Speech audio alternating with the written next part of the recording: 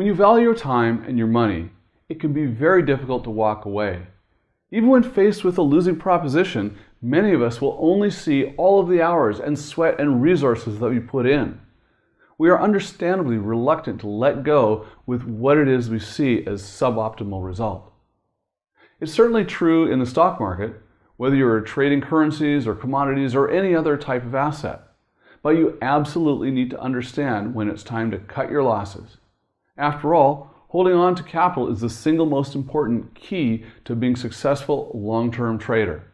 That's why no less of an authority than Warren Buffett has said that rule number 1 in amassing wealth is don't lose money. And rule number 2 is never forget rule number 1. The tricky part is how exactly you should know when it is time to quit. After all, Buffett is also the one who famously advised to be fearful when others are greedy and greedy when others are fearful. There is a premium that can come along with going against the grain of conventional wisdom, but you need to be grounded in your decision making in sound of experience and logic, or risk losing on your shirt altogether. The circumstances are always different for everyone depending on the field that you're in.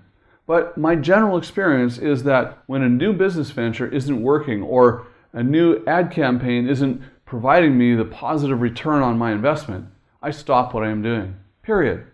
I then take some time and step back where I can reevaluate all of the assumptions that led to my decision to determine if I missed some critical insight or information.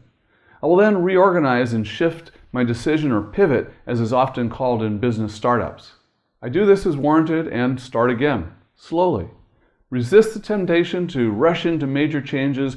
Follow a steady, methodical pace that will allow you to identify potential pitfalls. Knowing when to get out of a losing proposition requires that you are honest with yourself. Don't let a sense of fear or embarrassment stand in the way of doing what you know in your heart needs to be done. None of us is perfect, and we all have blemishes on our records. Your measure lies not in every error that you've made, but in responding with grace and wisdom. Timing is everything. Many investors find themselves with real tests during down markets. They often find themselves selling their holdings after only a minor gains while they go on to skyrocket, or holding on to a stock that goes on to plummet. Recognize that making some of these investments that go south is inevitable. Your focus should not be on avoiding any type of loss altogether, but simply minimizing them. Most of us don't like admitting that we made a mistake. This is a sense of pride that can lead us to avoiding selling a stock at a loss, convinced that our judgment will be vindicated in the long run when our investment begins to bear fruit. Recognize that you sometimes simply must bite the bullet and get out before your loss can grow out of control, whether in the stock market or starting a new business. Recognize that simply being optimistic is not a strategy. You have to have a logical case that you make for yourself on a given opportunity that will pay off over time. It can help if you develop a clear criteria or set of rules that dictate when you will consider getting out of an investment, be it a stock or a business. You might consider putting on the brakes, for example, if you have consistently seen losses for a given stretch of time. Or you might ask yourself, given what you know now, would I still start this same business today with the information that I have at my disposal? If the answer is no, well, it may be time to get out. It is important to keep in mind that getting out of a particular situation doesn't mean that it has to be a total loss. A narrow focus on the dollars and cents of a given transaction could blind you to the benefits in the wisdom and knowledge that you gain from even a bad investment.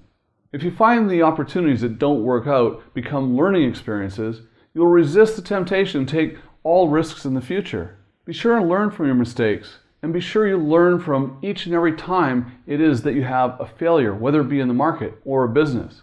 All of this applies to relationships, partnerships, and just about every facet of life. We all know what it's like to stay in an arrangement long after it has stopped being satisfying or logical. That's why some leaders continue to pour manpower and investments into initiatives that are clearly not going to pan out. Just look at how many movie sequels continue to be churned out in some of the franchises long after it's clear that the audiences have moved on.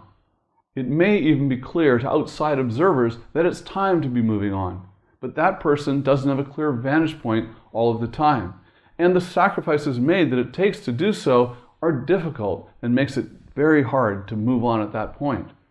A key concern from your colleague or high school economics course that applies here is the idea of sunk costs.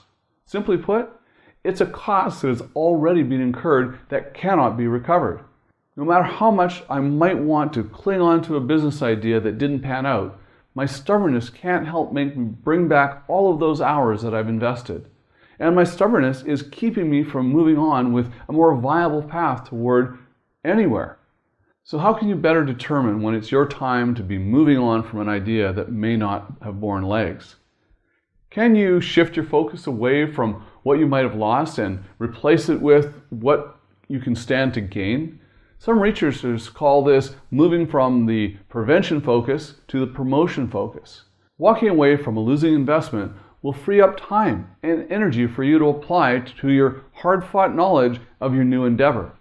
So when you're confronted with a passion idea of yours failing, take some time to reflect on how you can apply the lessons of success that you've enjoyed elsewhere. Accept that some failure is part of life. It doesn't just mean that you shouldn't be in the game at all. The more seeds that you plant and the more ideas that you pursue, the more challenges you will inevitably face along the way. But you will also set yourself up for a higher likelihood of success. Always analyze what it is that you are investing your time and money in to ensure that they meet with your personal wealth freedom strategy. You can learn more by visiting my website, TonyNewmeyer.com, registering to receive free trainings and more. Also, be sure to subscribe to my YouTube channel and follow me on Facebook. And remember, always live rich.